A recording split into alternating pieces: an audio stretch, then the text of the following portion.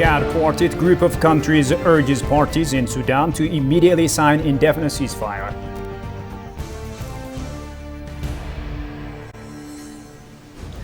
And the IFRC lauds Ethiopia's effort in hosting and managing Sudanese refugees.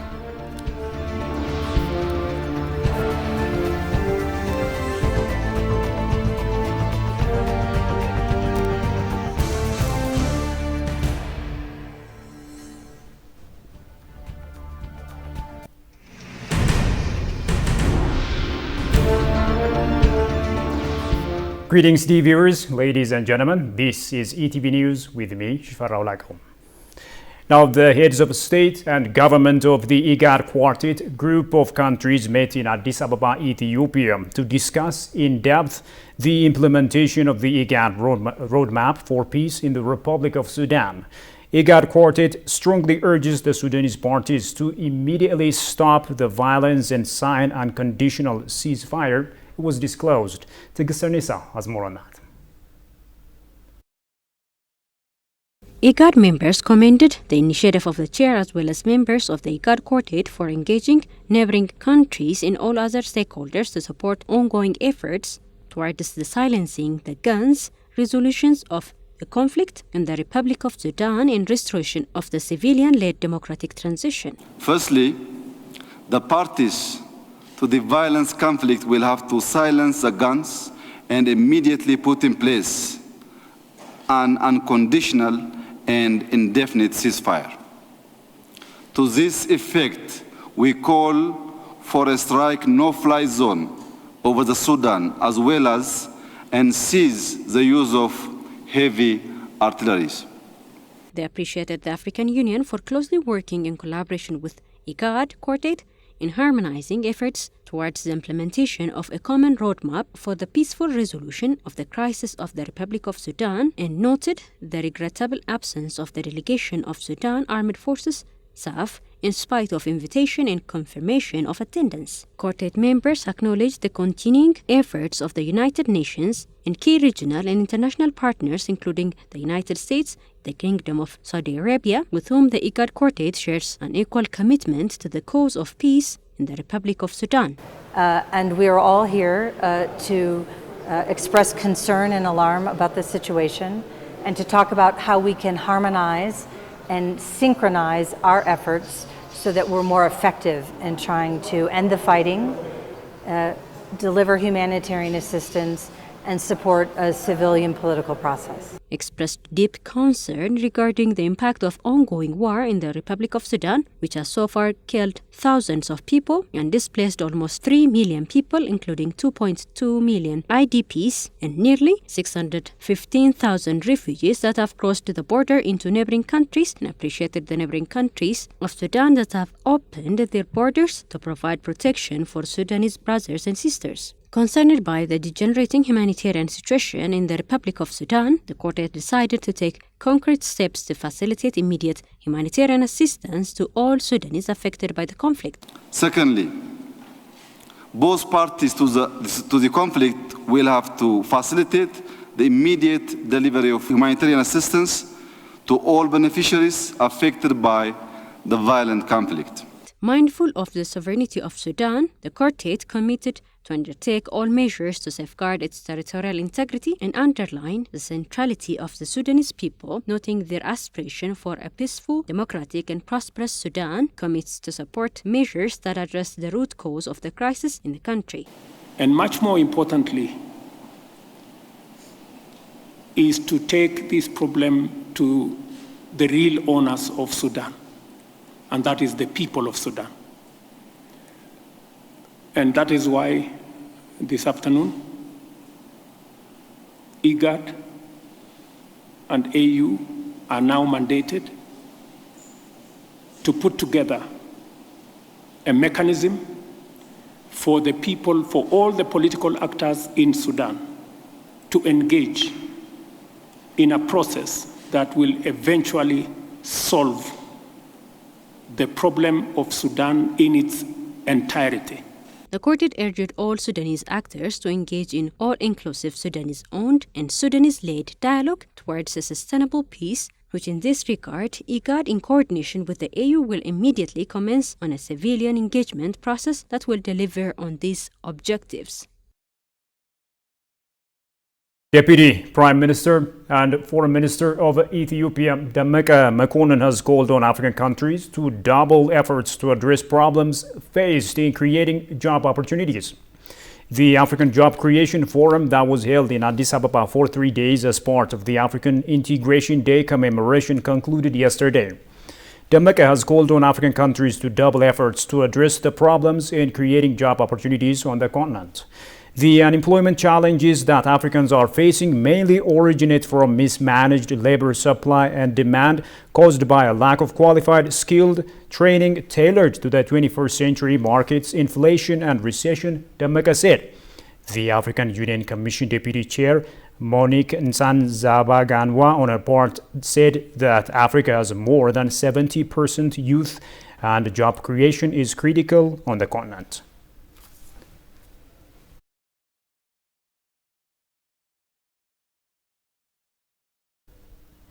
The East African Standby Force has announced its readiness for any deployment. The Subcontinental Joint Security Force, which has been making various arrangements since its inception in 2004, announced that it has completed the necessary preparations and is on the alert to fulfill any duty in the region and outside the region.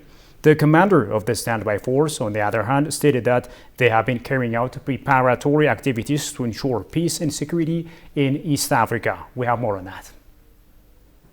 One of the 5 regional multifunctional forces of the African Standby Force, ASF, which consists of military, police and civilian components, is the East African Standby Force. The East African Standby Force was founded as a regional organization to provide capability for fast deployment of forces to carry out peace support, stability operations, peace enforcement, preventive deployment, and rapid intervention missions. In its headquarters in Addis Ababa, the East African Standby Force has launched a 10-day training for participants from all member states, and opening the training, Mekonnen Ababa expressed the current security issues in the region and the need for collective force. The people of our motherland, Africa, and the peoples of East Africa region desire and as well deserve to have a prosperous and peaceful life. Our people want to live with freedom from fear, freedom from disease and poverty. The continental and regional peace and security structure have been created not for other purpose, but to ensure, to contribute for the attainment of this dream of our people. The peace and security architecture, such as the East African Standby Force, ASF, are created to mitigate and resolve the conflicts in our region and avoid their disastrous impact on the political, social, and economic development of the continent. The Commander-in-Chief of the East African Standby Force on his part stated that the regional organization has completed its preparations to any deployment. The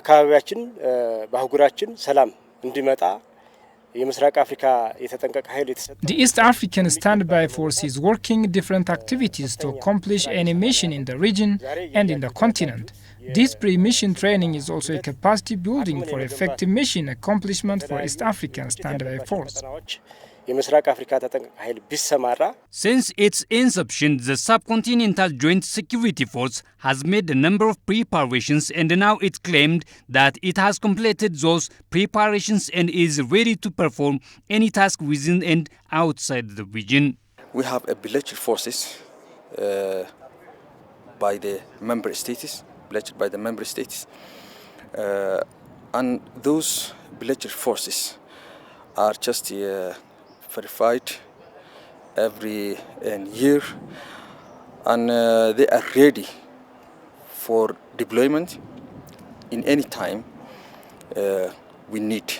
Colonel Samuel Madala, who came to coordinate the training and show experience from SADC, which is one of the African standby forces, said that the effort to resolve the conflicts and instabilities in Africa through subcontinental joint security forces are yielding results, by citing Southern African Standby Brigade SADC's example. Indeed, collective forces can be able to provide the mechanisms to provide the peace within the region.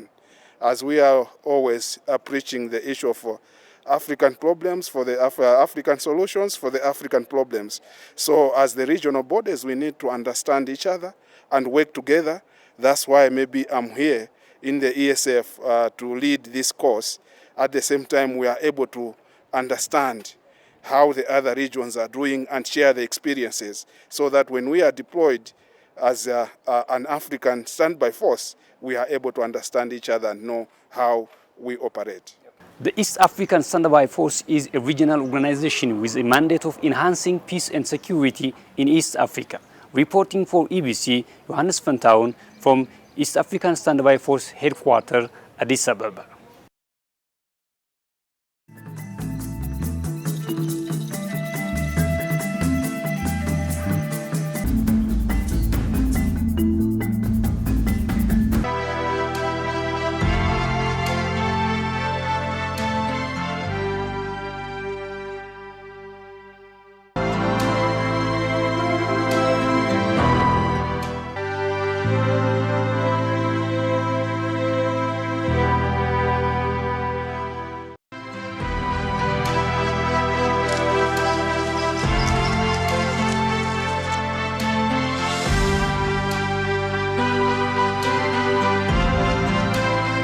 ላሉም ደግሞ ተደራሽ መሆን የሚችል አሁን እንደምታየው ይሄ የእግር መንገድ እየተሰራ አለ። ቱሪስቶች ይሄንን ተጠቅመው ገብተው በእግር ወይም በጋማ ከብት እየገቡ ማየት ይችላሉ። ወደፊት ደግሞ ይሄንን መንገድ ደረጃውን አሳድገን ቱሪስቶች በቀላሉ እዚሁ አካባቢ ከሚገኘው ከዋናው መንገድ ተገንጥሎ 10 ኪሎ ሜትር ላይ ይሄንን ሀይቅ መጎብኘት የሚቻልበት እድል ይኖራል ማለት ነው።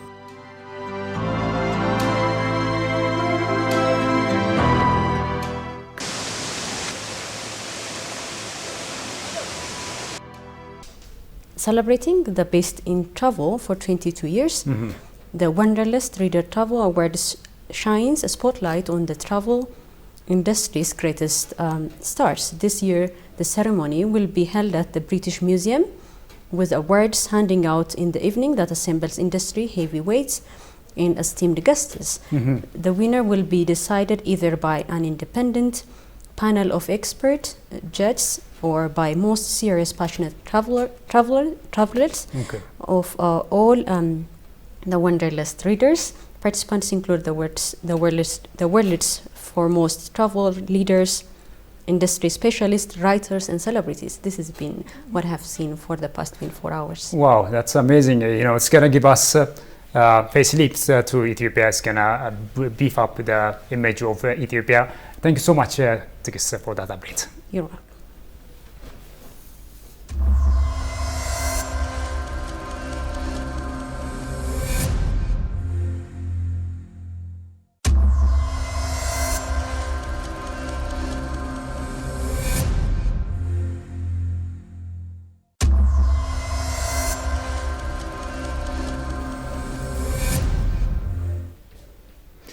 Moving on, the half-time judge of the United Nations Dispute Tribunal, Solomon Aradam, has called on Ethiopians and Africans to exert extra efforts to build Ethiopia's image.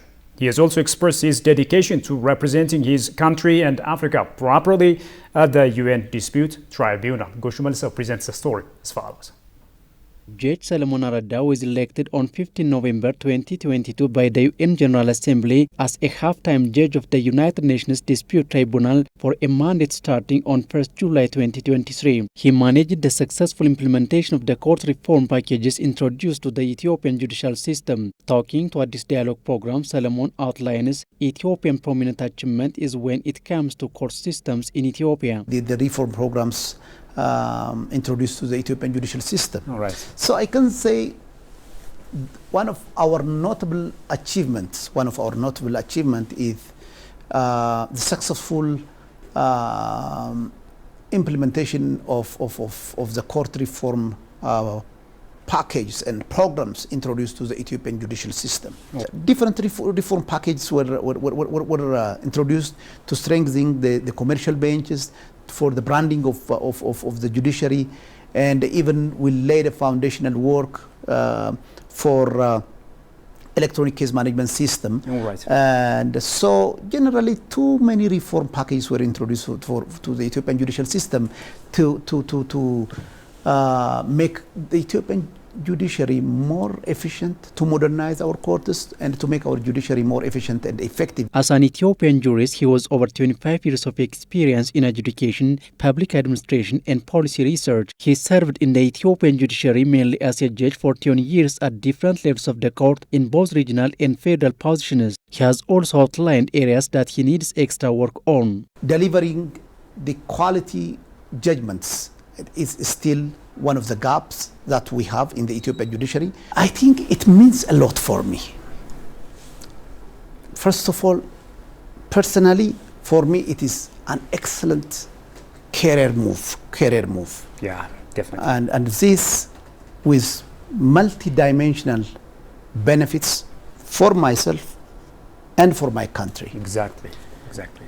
This is because by my engagement to this highly prestigious global institution, there are benefits and gains for my country, not only for my country, but for Africa. For the continent. And also for the entire global south, because it would add to the representation of the voices of the global south. He has called on Ethiopian and Africans to exert extra efforts and dedication so that Ethiopian positive image will be widely known. We need to address, I think, it requires the attention of all stakeholders, including the government, the society, and all other stakeholders, taking into account the political tradition and the political culture of our country. This is not an easy task, but we need to push forward again. It also requires a constitutional reform, a constitutional amendment, and therefore I think it requires the joint efforts of all. Solomon was elected by the United Nations General Assembly's 34th plenary meeting at the elections held on the 15th of November 2022 in New York. Ethiopia and Bahrain discuss ways of forging cooperation in the tourism sector. That's according to Ethiopian Consulate General Office in Bahrain. In a discussion with the Minister of Tourism of Bahrain, Fatima Al-Sairafi, the Ethiopian Consul General in Bahrain, Ambassador Shifarau Gannati stated that Ethiopia is home to various heritage and tourist attractions registered by the UNESCO. Initiated by Prime Minister Abiy Ahmed, various parks and tourist destinations were built in recent years for local and foreign visitors, the Consul General recalled. There are multiple tourist destinations in different parts of Ethiopia, he added. They also say that the tour organizations engaged in the tourism sector in the two countries should work by connecting the experts of the sector so that they can be put to work. Ambassador Shifarau suggests that strengthening people-to-people relations between Ethiopia and Bahrain would create an opportunity. The Bahraini tourism minister, for a part, has affirmed her country's readiness to work together with the Ethiopian consulate to strengthen the flow of visitors.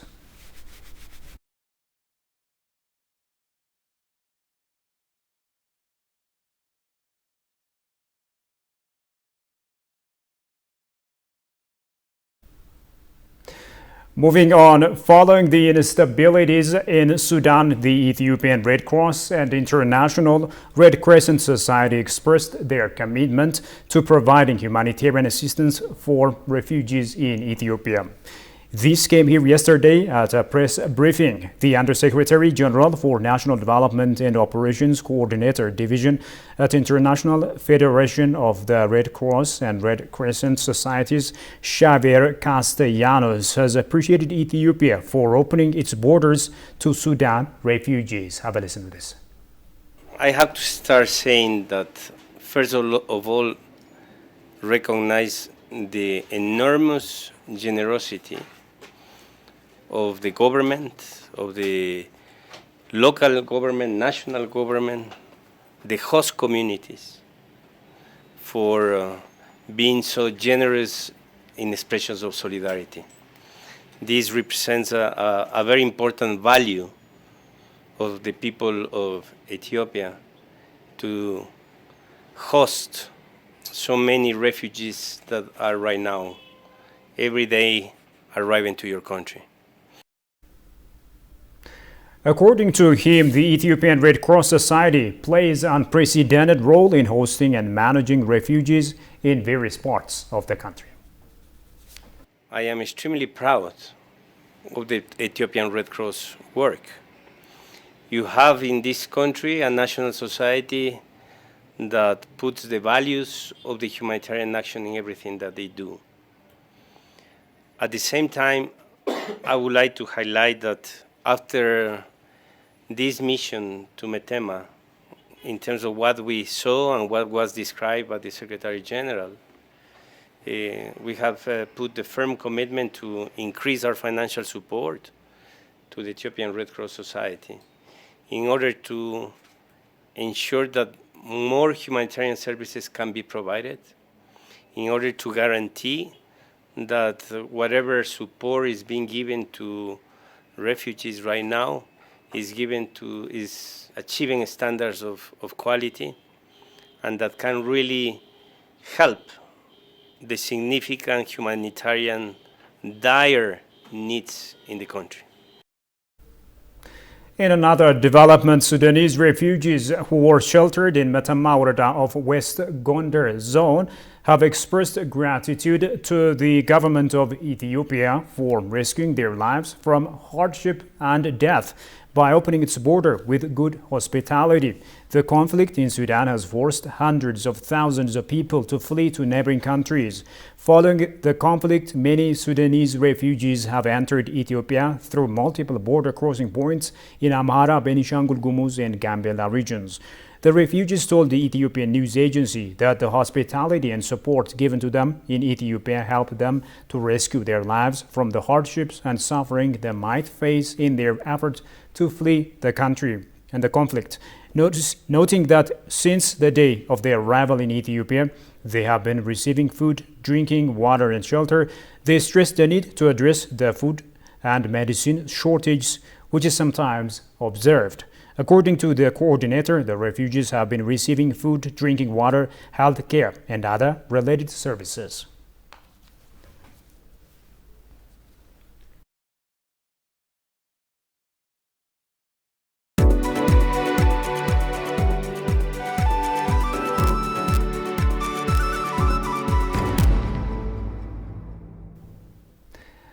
And in business, the African Union Commission, in collaboration with the East African Community Secretariat, is hosting the 14th AU High-Level Private Sector Forum in Nairobi, Kenya. The three-day forum is underway, themed public-private sector engagement for inclusive growth and sustainable development, while deepening regional and continental trade and investment towards implementation of the AfCFTA. The forum is aimed at leveraging on the AfCFTA to promote regional value chains and increase productive capacity, enhancing the role of women and youth in regional and continental development, and leveraging trends in digital transformation to enhance trade.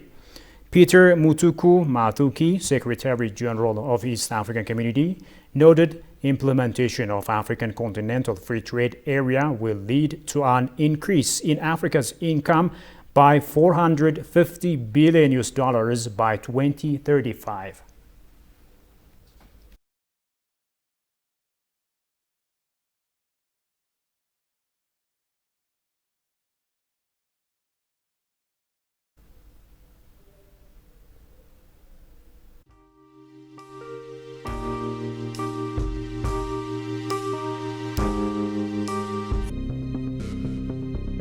ጤና ይስጥልን ተመልካቾቻችን፣ ይህ የምልክት ቋንቋ ፕሮግራም ነው።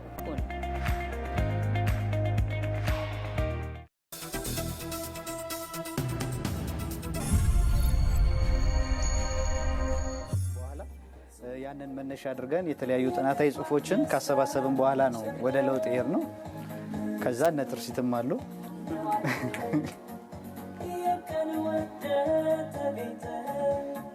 እናመሰግናለን። አሁን ደግሞ የምንገኘው በኤፍኤም 97.1 ስቱዲዮ ውስጥ ነው።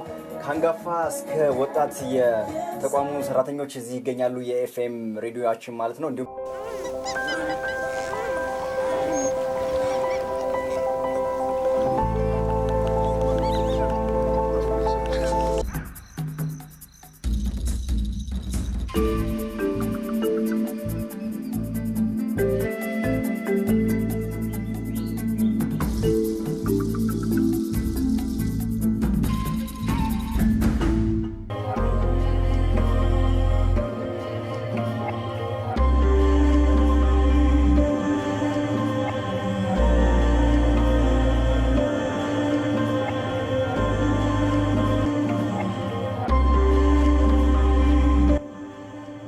So for those of you who feel they need something to give strength to their relationship and love, this has also gotten to the Fish River Canyon. As you can see, we have a couple of love locks here on the chains that take you down the hiking path.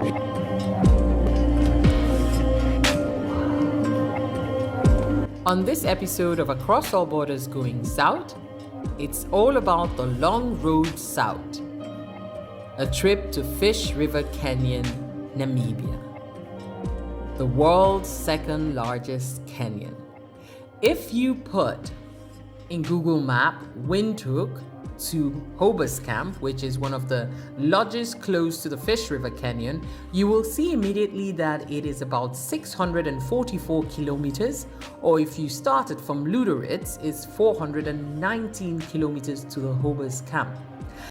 The Fish River Canyon is the second largest canyon in the world after the Grand Canyon.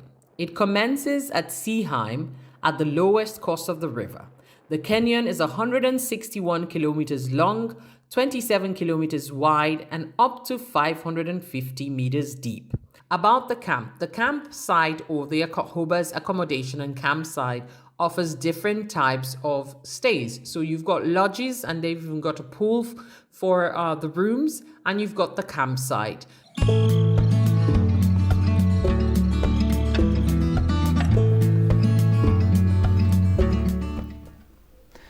And finally, moving to continental news, the UN and African blocs have warned of the ethnic dimension to the conflict in western region of Darfur in Sudan. Government troops are locked in conflict with RSF forces and allied militias. The fighting is concentrated mainly in Darfur and the capital Khartoum, also in Blue Nile State near Ethiopia, as well as South Kordofan State. The conflict in Sudan has already created 2.2 million internal refugees, and numerous ceasefires have been announced but repeatedly ignored.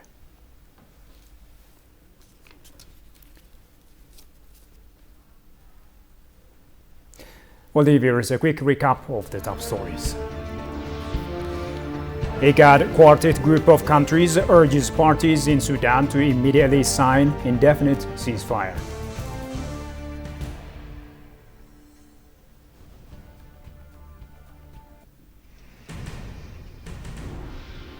And the IFRC lauds Ethiopia's effort in hosting and managing Sudanese refugees.